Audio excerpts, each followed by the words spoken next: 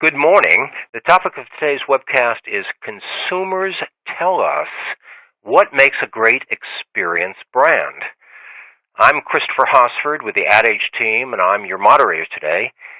I'd like to introduce our speakers for today. Ben Grossman is Senior VP Group Strategy Director at Jack Morton Worldwide, and Joe Panapino is Senior VP and Strategy Director also at Jack Morton Worldwide. Ben, I believe you're up first, so take it away. Thanks so much, Chris. And hi, everyone. Thanks so much for joining our webinar today. We're really excited to share with you the results of a significant research undertaking that we've taken at Jack over the course of the past year to think about how people experience brands, how important those experiences are to them, and where marketers should be focusing in terms of their brand experience. In today's webinar, we're planning on covering a number of topics that you see here. We'll talk a little bit about the methodology behind the research, definitions that we use throughout the research, 5 lessons that we think brand owners can take away to understand how to create experience brands that compete in today's landscape, and then finally, an experience brand self-assessment that can help you think about whether your organization operates with experience brand principles and if there's an area for improvement for you and your brand. So as Chris said, my name is Ben Grossman. I'm the Senior Vice President, Group Strategy Director, overseeing strategy across the Northeast. And Joe is my partner in crime and was the principal investigator for this research, and I'll let him say hello as well. Yeah, hi everyone. Great to have an opportunity to talk to you about the research we've been doing, and it was great to have an opportunity to work together with the brand marketing team overall on the methodology, the content and data analysis for the Experience Index. So before we dive into the details of the methodology, it's worth asking, why does this matter? The Experience Brand Index in its inaugural year had an amazing finding that for us really drove an appreciation for how important it is to reframe how we look at and value brands going forward. The first major finding coming out of our research is that experience brands, those that lead in terms of brand experience, have a 200% higher Net Promoter Score than their competitors. And experience brands boast 25% higher customer loyalty. For any brand owner, it's obvious that having a high NPS, a high likelihood to recommend that brand, and also a high likelihood to stay with that brand are key arbiters of brand value. Understanding that brands proof, the proof that they deliver on their brand promises is actually a better indicator of both Net Promoter Score and loyalty than brand promise itself, than people's bond with the idea of a brand, was a key finding here and something that you'll see carried out throughout this research as a major revelation.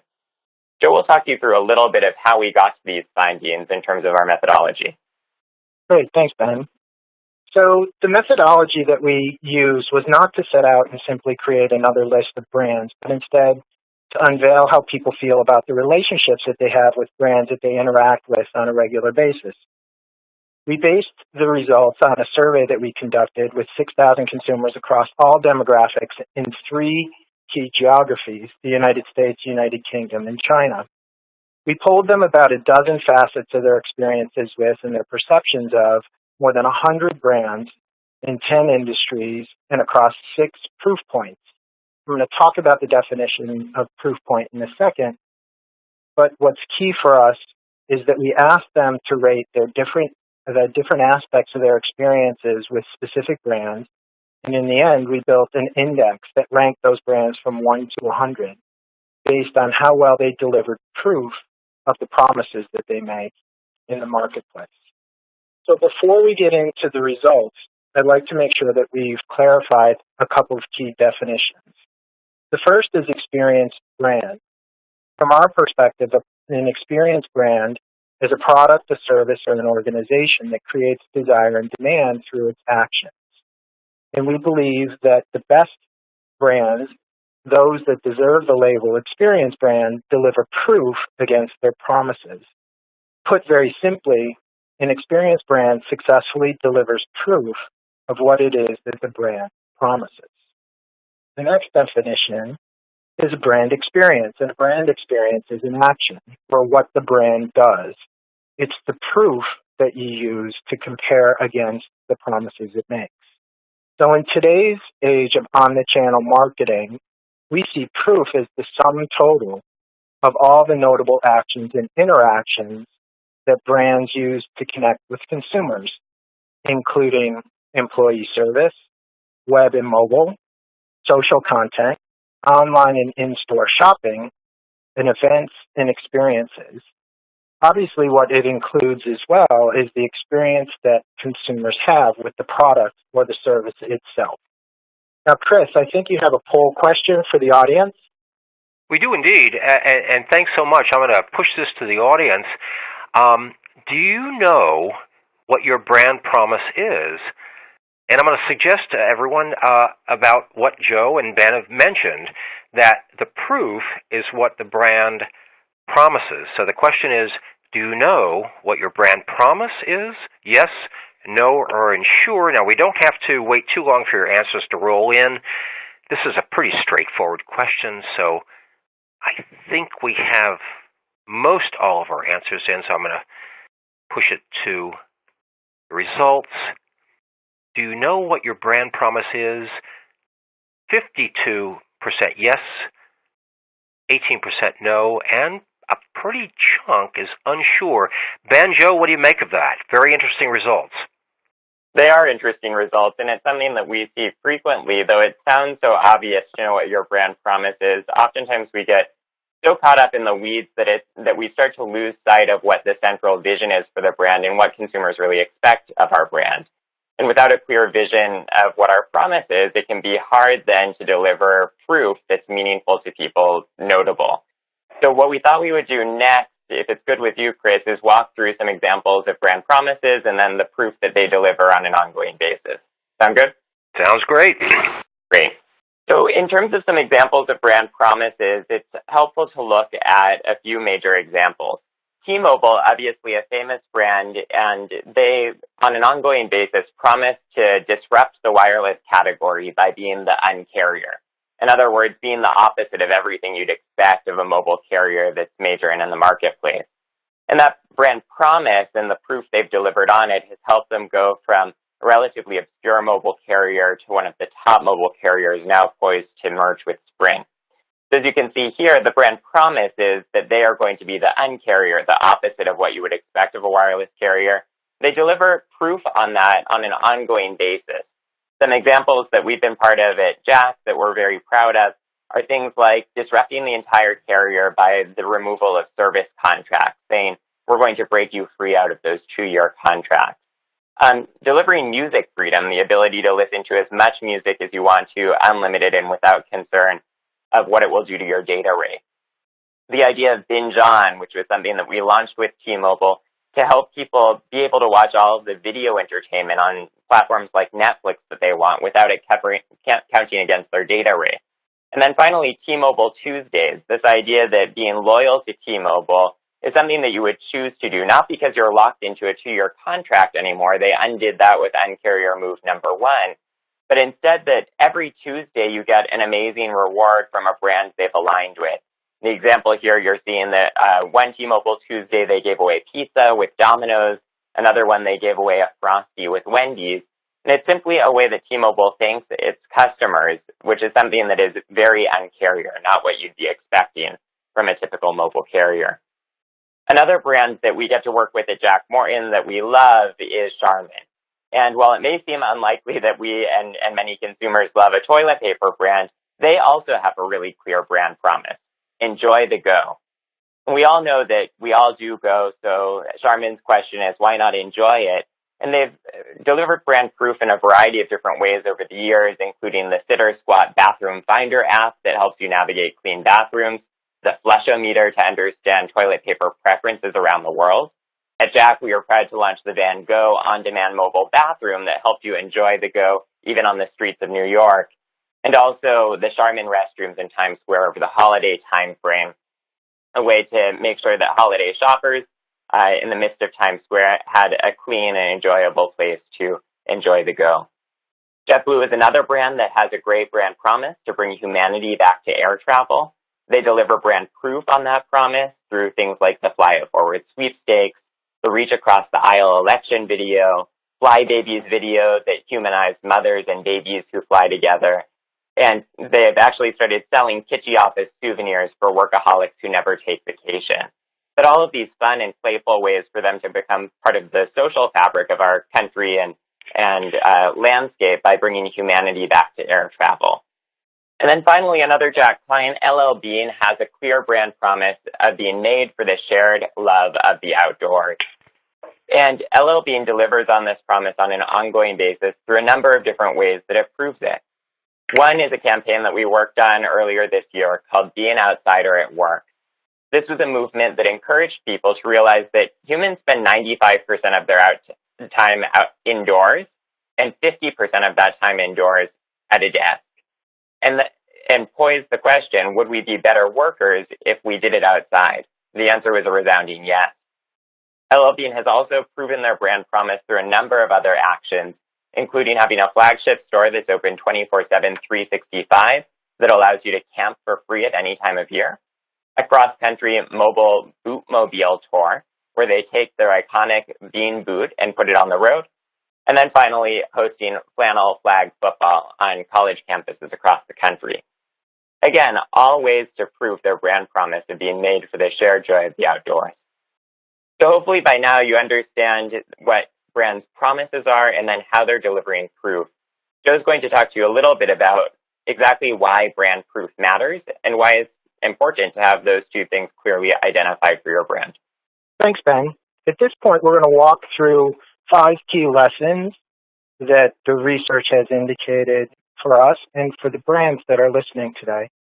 Some of the examples that Ben walked through, T-Mobile, Charmin, JetBlue, and LL Bean, have a clear promise and powerful proof. And that's very important because the research, one of the key findings from the research is that brand proof matters. According to the research, it's a stronger indicator of brand health than brand promises. So what you see here is that consumers care about how brands behave in the world. They see the importance of their actions going well beyond how they interact with their consumer base. And we asked whether consumers cared about how brands behave toward customers, employees, and their communities. And as you can see, across all geographies, more than 3/4 of consumers agreed with the fact that it was important how brands behave toward customers, employees, and their communities. In China, in fact, more than 8 out of 10 consumers agreed. And so what does that mean to your business? And Ben mentioned this a little bit earlier. All of this is important only as it applies to your business outcomes. So we found significant evidence that experienced brands deliver on 2 critical measures of brand success: word of mouth recommendations and loyalty. Experienced brands, those that we've defined as consistently delivering proof on their promises, yielded a 200% higher Net Promoter Score and a 25% higher loyalty score. That matters to your bottom line. So the 200% higher Net Promoter Score translates into a much more likely recommendation from consumers to friends, families, and other consumers. So at this point, Chris, we have our second poll question. Yeah, we sure do, Joe. And we'd like to gauge the audience's view this time about budget. And here's the question we'd like to pose to the attendees. Does your brand have a budget dedicated to delivering brand proof on your promise? And, I really thought that the issue of proof versus promise was extremely interesting. So here it is. Does your brand have a budget dedicated to delivering brand proof on your promise? And the selections are: choose one. Yes, I know what it is. Yes, but we don't think of it that way. Yes, it's fragmented, perhaps among various divisions. No, we plan to. No, it's not planned.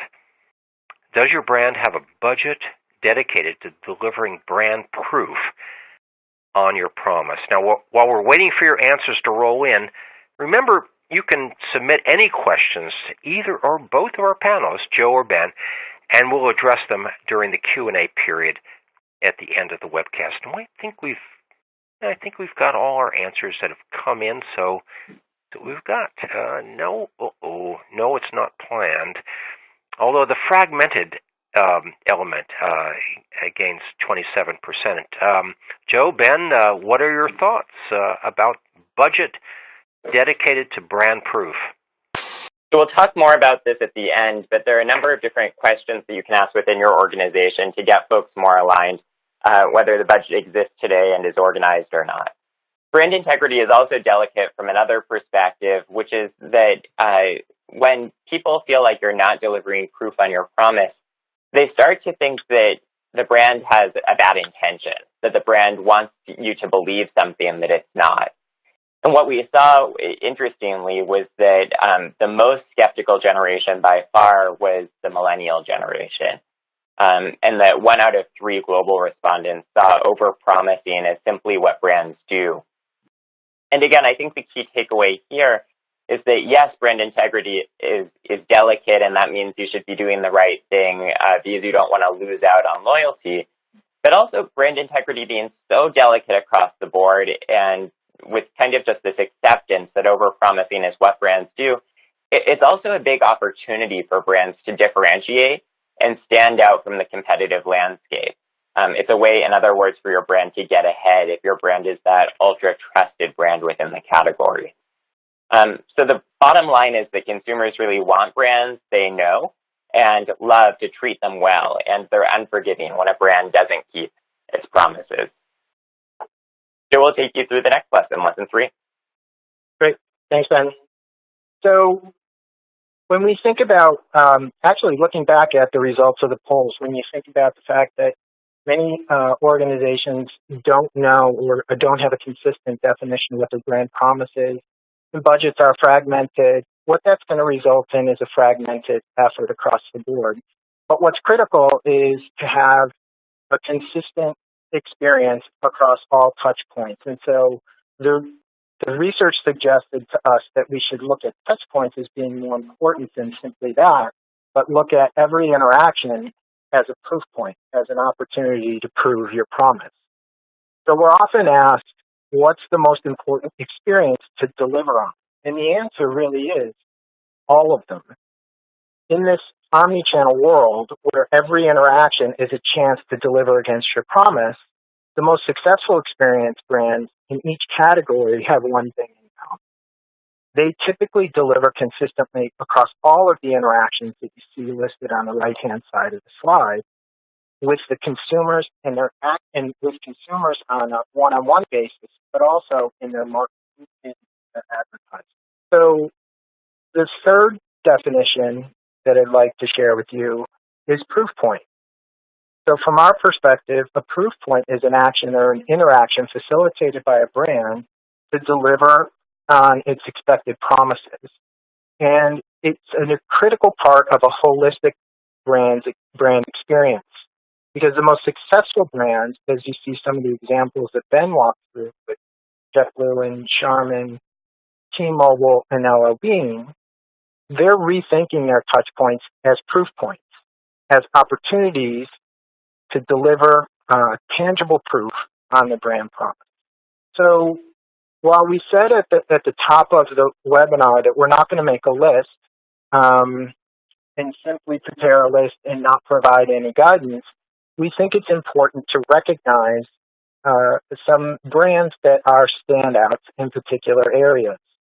So what this chart shows is across the different proof points that we measured, employee interaction, in-store experience, web and mobile, online shopping, social content, and events and experiences that the brand sponsors, across the geographies, there's a wide range of brands that deliver proof against their promise. I'd call your attention in particular to 3, Royal Caribbean, which stands out not just in a couple of different geographies, but also across a couple of different proof points. IKEA, again, recognizing that they stand out for experience in a couple of major geographies. And Amazon, recognizing that Amazon delivers against the web and mobile and online shopping experience in the U.S., and the online shopping experience in the UK. So another thing that the best experience brands do is to make it emotional and not just functional. At Jack Morton, we've long believed that the best experiences, that extraordinary experiences, are simple, moving, and original. And we would use all of these guideposts in order to create experiences for brands across their touchpoint map. So at this point, Chris, we have another poll question. We do, Joe. Thanks so much. You know, we'd like to ask attendees about, do you believe you deliver proof on the promises your brand makes? Now, as Joe mentioned, it's wide-ranging. It's employees, it's in-store, web, mobile, online experiences. It's pervasive. Delivering what's expected. So the question is, do you believe you deliver proof on the promises your brand makes? Always, frequently, infrequently, or never? Again, a pretty straightforward question. I'm going to give you just a few moments. I see the responses are dwindling. Now let's see how we did. Do you believe you deliver proof on the promises your brand makes? Well, frequently is good, 57%, but then a good chunk is a third infrequently. Joe, Ben, what do you make of this?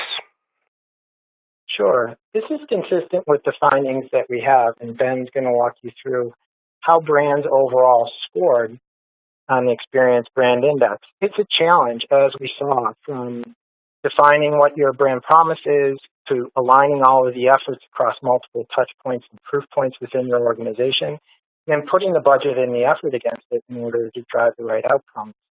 So it's not surprising to see that many brands are having a challenge in delivering proof against their promise, because there's many areas where we can go wrong, whether it's on the definitional side, so we're not really sure what that promise is, or that everyone that interacts with the public or actually interacts with the product or the service knows what our promise is, or whether we're delivering against the proof that we have, which again, when you look at that range of proof points, everything from a customer service interaction to a product interaction to an experience that we sponsored, you have a really big challenge on your hands. And so what we hope is that some of the insights that we're providing here will help you to align your organization to drive that 58, 59% up into the 60s and 70s.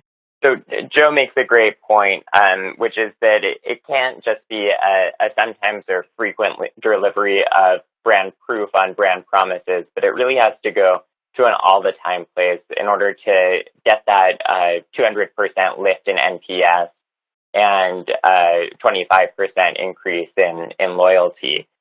And that's really the distance that most brands do need to go from a place where delivering proof on promises is somewhat casual today to something where it's a habit and a commitment tomorrow. And we actually gave consumers the chance to tell us how brands are doing in terms of that consistency. And what was interesting is that customers see most brands doing equally poor when it comes to experience. They overall scored a 69% in terms of quality of brand proof on promise, scoring a D if you gave it a letter grade.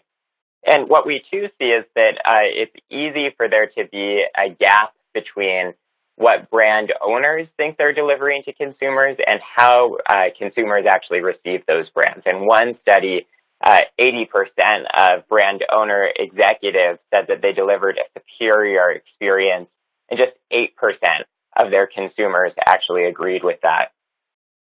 True to that research, brand promises fall short on delivery quite frequently. About 50% of consumers globally actually agreed that brands rarely live up to their promises, which is astounding when you think about it. 50% of consumers feel that brands rarely live up to their promises. And in China, 60% felt that brands generally fall short of their expectations on an ongoing basis. And then also problematically, 1 in 4 consumers generally said that the brands that they interact with deliver experiences that are significantly better than their competitors. So what that's saying in inverse is that 75% of brands are not successfully differentiating themselves from their competitive set through the experiences they deliver and risk blending into the landscape. But there's a good news in all of this, which is that spells opportunity for those certainly on the webinar today and for brand owners going forward. Because brands that scored high with our index overall were nearly 2 times as likely to deliver what consumers see as a superior brand experience. So the key for brand owners to unlock is right there. And when they do, there's great reward to it as well. We all know that word of mouth is the most potent form of advertising today and has been for a long time. And nearly 2 times as likely being deemed worth talking about is the product of that superior brand experience as well. So for brands that can go above and beyond the overall D rating that consumers give brands in delivering proof on their promises, there's big upside on the other side of it. The other thing that we did was took a look at which proof points tended to be most potent in really delivering on those promises in terms of proof points. And what we saw were some interesting geographic divides across the US, UK, and China where we surveyed consumers. What we saw, for instance, in the US and UK is that consumers really, really value employee experience. So that's the experience they might have with a sales representative, with some kind of brand ambassador in a customer service center, et cetera. Most of the industry, the 8 out of 10 in the US and UK, had employee experience as a top driver of overall score.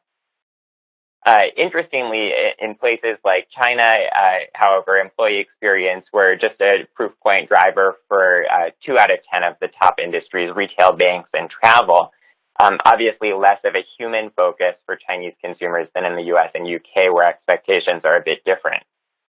We also saw that web and mobile experiences are important to every country we surveyed, the US, UK, and China. That web and mobile experience as proof of the brand promise ranked as a top driver for 8 out of 10 industries in the US and UK, 6 out of the 10 top industries in China. And then finally, and interestingly, social content, that kind of digital proof, has the highest impact in China. What we saw is that social content is actually a top proof point for 9 out of the 10 industries that we surveyed in China. So helpfully, we prepared this chart that actually takes a look at each of the 6 proof points that we surveyed across and helped to prioritize them a bit for each country and for each category. So a great way to read this chart is first identifying where in the world you are, which market you're most similar to. So say I'm in the United States, I would start with that column. And then if I'm in the travel industry, I can see here that employees are extremely important, web and mobile are extremely important, and events and experiences are important in a place to invest. So these are essentially the top proof point drivers by country and industry for all 10 of the industries that we covered across all 3 of the geographies that we looked at. And as a starting point, if you're thinking, where can I be more consistent? These are the high impact places to look for the industries that we surveyed across. This is going to take you through lesson 5, our 5th and final one in the world of proof and promise. Great, thanks, Ben. So the key thing that we found, one of the key things that we found is that brand proof is only going to get more important. The question is whether what we've found is a moment in time that will pass, or is a fad, or whether it's something that brands need to recognize today in order to optimize themselves for delivering tomorrow. And what we took a look at across the board on the data was we compared the scores by gender, we compared experienced brand scores by income, by family composition. We took a look at many of the demographics to see where the strongest patterns were. And what we recognized was the changing generational tides are actually incredibly important and should be a new focus for brand owners. And brand proof is only going to get more important as you recognize that the consumer base around the world is just getting more diverse. It's more global. We have different demographic swings, most importantly for us, the rise of millennials and Gen Z.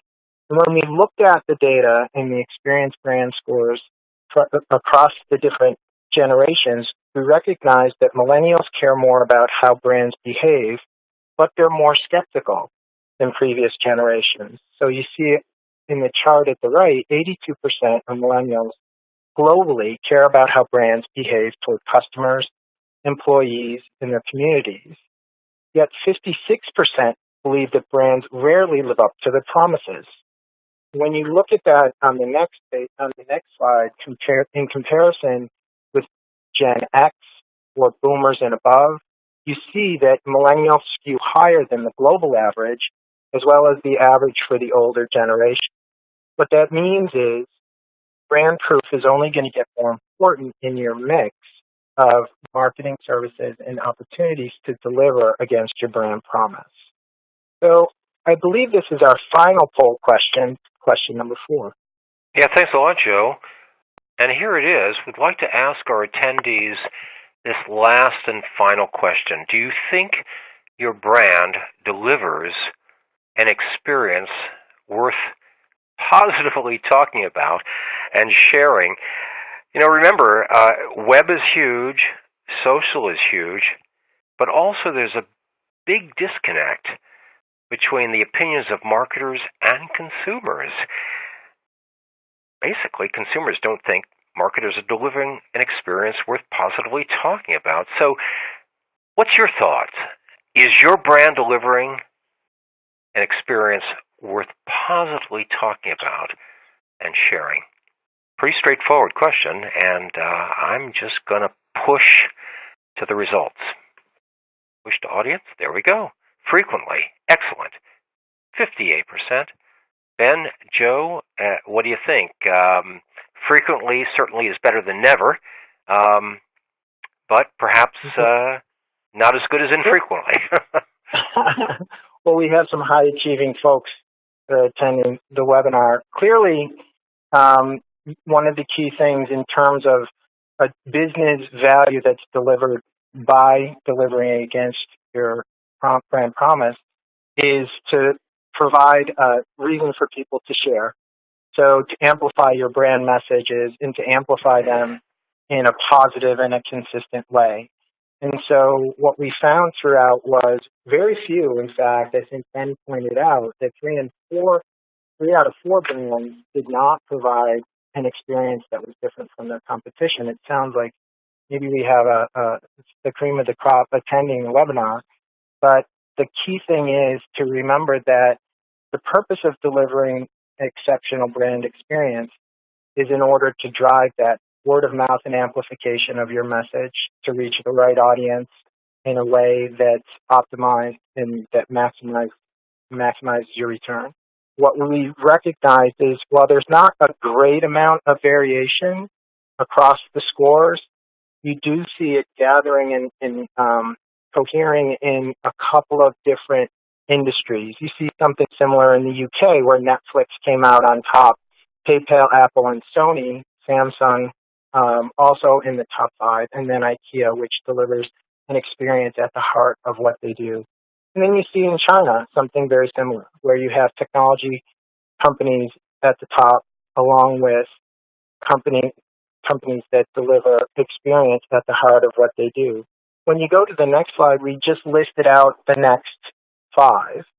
So again, recognizing that from the bottom to the top, we didn't see a wide variation in scores, but we did see a consistency in technology, organizations tending to over-deliver on brand experience brands, or brands with experience at their heart, over-delivering. And then in this second tier, we started to see some retail, we started to see some CPG, started to see some beverages, and some quick-serve restaurants as well. So the key thing here is that brand experience is not confined to a single proof point, not confined to a single industry or to a single vertical or geography. It's important across the board, across all touch points, which deliver the proof of the promise that is important in order to drive word of mouth and loyalty. So the last part Ben's going to start to take you through is a self-assessment. So the big question that everyone has is, what do I do with that information? And how do I begin to recognize and identify whether my organization is doing well in recognizing and delivering against its promise across the different proof points that we spoke. Thanks, Joe. And yeah, as Joe is saying, obviously we've now laid out the business case and a little bit of what the landscape looks like, along with some of those key lessons to take away. But it's really important to think about how to operationalize this within your organization too.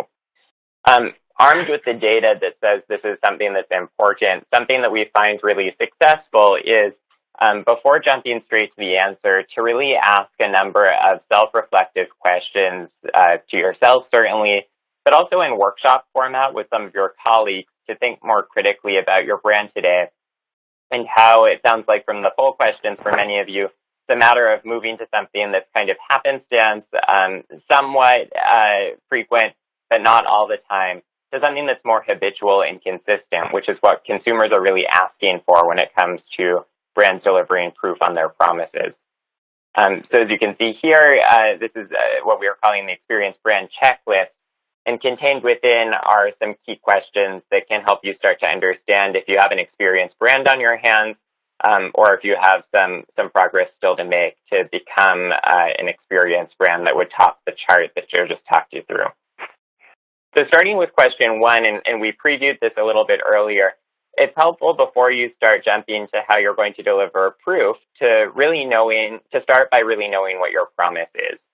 And even for people who say they know what their brand promise is, sometimes it's a good exercise just to jot it down in 2 to 3 sentences. The other thing that we've found in working with some of our clients is that it's helpful too to put a number of people who work on the brand in the same room and have them each independently do this exercise to ensure that there's a common understanding of what your promise is, or maybe even reveal some internal discrepancies between understanding what that core idea is that we're trying to deliver proof on. So as we say here, we encourage you to write it down, and once you have it, even pin it up on your cubicle wall so that you have in your mind what everything needs to map back to. Great. Checklist item number 2. Do you prove it through the actions that your brand delivers across the proof points?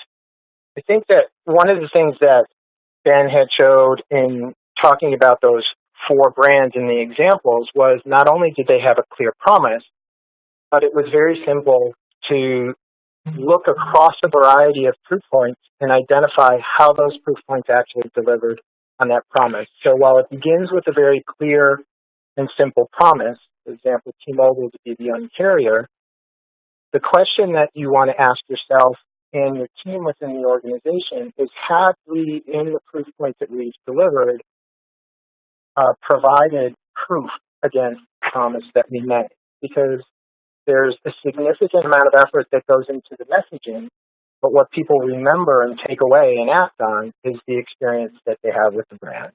So checklist item number 2 is to work internally to point to or identify as a team 3 to 4 notable actions that the brand has taken to prove to the world that your promise is authentic. Question number 3 is, do you prove it through your interactions? So whereas Joe was talking about brand actions in the world that oftentimes involve a brand taking a stand or really entering a conversation that's slightly aside from its core business, this has to do inherently with the brand's core business. So what are the key consumer experiences across consumer touchpoints like customer service or in-store, web, mobile, content, experiential that deliver proof on your promise? And importantly, how do you not just do this in a way that's satisfactory, but instead in a way that's notable and worth talking about? As Joe shared earlier through the research, we saw that even when brands deliver satisfactorily, it's not enough, and that in fact, it matters more that that's worth talking about. And I mentioned that data point earlier that just 1 in 4 consumers thought that most brands are delivering something significantly different than their competitors. If you have a good and differentiated brand promise, then the proof too should be differentiated. So how is your customer service experience inherently different than your competitors? Or how is your in-store experience especially memorable and something that would enter into a natural conversation someone would have when they were thinking about your brand? These are the questions to ask yourself so that it's not just your actions that match your promise, but also your interactions. That's great. And that leads directly into checklist item number 4. Is your experience differentiated? And I think Ben highlighted once again what's probably for brand managers the scariest number in the research, which is that 3 out of 4 do not deliver experiences that are significantly different from their competitors. In order to stand out and to drive word of mouth and to drive loyalty, you have to be differentiated. And as Ben mentioned, you're differentiated through not just your actions, but the interactions that you have with consumers on a consistent basis. So asking yourself the hard questions, are we differentiated? Do we provide experiences that are significantly different than our competitors? Is something that's going to help you to arrive at whether you need to make changes in a single proof point or across the board in all of the proof points that you have. And then the last question, do you make it moving? And this one is one that we touch in more depth in the white paper that we're making available for download, and that's on our website too. But it's all about inserting emotion into what your brand proof is that you're delivering. And it's a really important one because we know inherently that what bonds people to brands is when in some way they're moved emotionally. And this doesn't have to be a traditional definition of the word emotional. It does not have to be tear-jerking necessarily. It can be uplifting or providing a sense of hope or excitement or a sense of humor. All of those are ways to activate people in an emotional way that makes whatever the brand proof point is that you're delivering moving. Do they feel proud of it? Are they inspired by it? Are they bonded to it? Are all good questions to ask as you start to think about how your brand is going to interact with the human mind. And Joe's going to finish us off with question 6. Great. So people talk about, they share, and they're drawn to the things that they experience. And as we've been going through the top brands and talking about the top brands and how they differ on the experience index from other brands, the key the value that they're delivering is a 200% higher NPS, or a likelihood to recommend.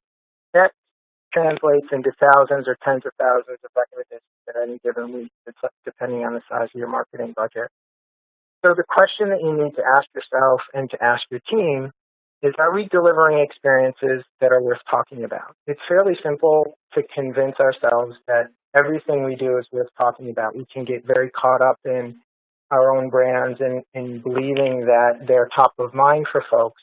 But don't forget what you're competing with when you're asking them to talk about an experience. You're talking about and competing with not just everyone in your category, but the other experiences that are making demands on your consumers' time. So challenging yourself to recognize that we need to deliver something that's worth talking about, not just in our category, but across the lives of the consumers that we want to touch. And I think Ben's point about making sure that it's emotional is a great one, and one that you should fold in here. Because if you're going to convince a skeptical friend that your brand's worth talking about, what are you going to point to? What interaction or action that you've taken do you expect that they're going to share? So that was the final item on our checklist. And hopefully that too is a helpful overview of the research and also some key questions that you can ask to yourself or within your organization to begin to think about putting this research into action. Again, Joe and I have spent a lot of time with this research and the data. So certainly if you have additional questions about it, or if you're skeptical as to whether your brand is achieving as an experienced brand, feel free to reach out to us at experience@jackmorton.com. A number of questions have also come in over the course of the webinar that Joe and I are going to spend the last few minutes we have together answering now. But certainly if there are any additional ones, feel free to chime in. I see some coming in live as we talk now. One of the first questions that came in over the course of the webinar was one about how this makes sense in specifically the B2B landscape. So my question is around how to sell through these ideas when your consumer is another business in the B2B space, how best to start to align this way of thinking for those clients. So there was actually a great HBR article recently called The B2B Elements of Value. And what that article spells out is that essentially the very same people we talk about as consumers bring those attitudes and belief systems to work as well. And that in many ways, what's on the line when a B2B buyer is considering making a tens or hundreds or even millions of dollar purchase from another business is much greater than what he or she is putting on the line when she purchases a roll of toilet paper at the grocery store. They are often putting on the line their personal reputation and happiness, their career, and their overall fulfillment in a part of their life where they spend a whole lot of their time. So while this research was focused on consumer brands, 100 consumer brands in fact, we think the attitudes and beliefs that are represented in how people answered those questions and what they value in their brands and their lives certainly do translate to the B2B space. And to answer this attendee's question directly, a great starting point in terms of making that business case would be that Harvard Business Review article, which is called What B2B Buyers Really Care About. And you'll see exactly that kind of pyramidal structure. That sounds great. Thanks so much, Ben. You know, we do have many more questions that are coming in, and one of our attendees asks about how to relate this to brands' growth. As most purchase decisions are made emotionally, how do you use, quote, brand promise and brand proof in this situation and make it distinctive? Your thoughts? What we've seen, I think that it's tying it back to the key indicators that we found in the research to both NPS as well as loyalty. There's a significant body of research that's been done that connects very directly higher level NPS or higher level likelihood to recommend, as well as a higher level of loyalty with a higher level of sales. And so we believe across all of the different industries, I know we see a question here about B2B that Ben just answered, but also a question about CPG. Across all of the industries, if you can differentiate your experience and deliver proof against the promises that you've made, you'll deliver a higher level of likelihood to recommend and loyalty, which translates directly into potential sales. Yeah, fascinating. I mean, CPG. I mean, a lot of it is emotional. I think it's a great question. Obviously, very important to go emotional, and I think Chris, to your specific question about especially in lower interest categories, even more important to go emotional. And it's not as hard as it may seem. One of the examples we shared at the front of the webcast was Charmin, which is toilet paper. And one of the reasons that it is a favorite example of mine is that, your toilet paper, no matter how many plies it has, really has no permission to be quote unquote emotional. Yet I think Charmin has found a really lovely brand promise, Enjoy the Go, that opens us up to delivering proof on a number of different levels that are indeed emotional because they're entertaining, they're lighthearted, they're fun, and they bring enjoyment to a time in our lives when we wouldn't have even considered it, which is going to the bathroom. Great examples of that include the work that we've done with them around Van Gogh, bringing the first Uber-style bathroom to the streets of New York. And what we actually saw in that example is that it was in fact so talk-worthy that it was written about on Mashable and was shared at a significantly higher rate than the rest of Mashable's comments, partially because it was surprising. And I think that there's a great amount of delight and emotional attachment that comes from brands acting in a way that is unexpected for the category and creates a positive emotional response as a result. Got it. Now, you'd mentioned several categories, Charmin, obviously, IKEA. One of our attendees asked, did you explore how other demographic groups responded? Were there differences? We're talking furniture, we're talking toilet paper. Any variations there between different industry groups? When we looked at the data and we looked across all of the different demographics, we looked not just within the demographic groups globally, but the demographic groups within each of the geographies that we studied, so across the United States, the United Kingdom, and China. So we did an exploration of the data to try to find out if there were any patterns that were worth foregrounding for brands in order to indicate that some of these different groups actually look at brand experience very differently. And what we found was the only demographic category that really showed a very strong pattern of difference was the generational category. And that makes a lot of sense as you begin to think about the experience and the expectations of younger consumers versus some of the older consumers across categories, whether that's technology, CPG, hospitality, retail banking, retail. What you see is that the expectations from the younger generation are higher than they are for the older generations, and that's consistent across the board. The other demographic categories we looked at gender, we looked at marital status, we looked at income level, and none of them showed a very strong or a significant pattern of difference in how people were rating brands or categories. Got it. Joe and Ben, one last question to sum up our webcast today. What are your recommendations, quickly, on action brands, the action that brands can take to become quote-unquote experience brands? Joe, you want to take this first? Sure. I think that the key, if you begin to outline it in some of the checklists, is to begin with making sure that you have a consistent and a clear promise, one that folks within the organization across the board, not just customer-facing people, can identify, can share, and can articulate. And from there, I think that's the beginning of building on how do we begin then to deliver against that promise. Got it. How about you, Joe? I'll pick up where Joe left off. It's Ben, and what I would say around that is that it's as much as something that you're going to do externally as something you have to do internally. And one of the first steps I think we suggest is developing an internal task force on delivering brand proof consistently on brand promise and making sure that resources are aligned around it. And that internal alignment is almost more important as a first step than beginning to address it externally, because if your internal folks aren't ready to go, then the consistency isn't going to be there.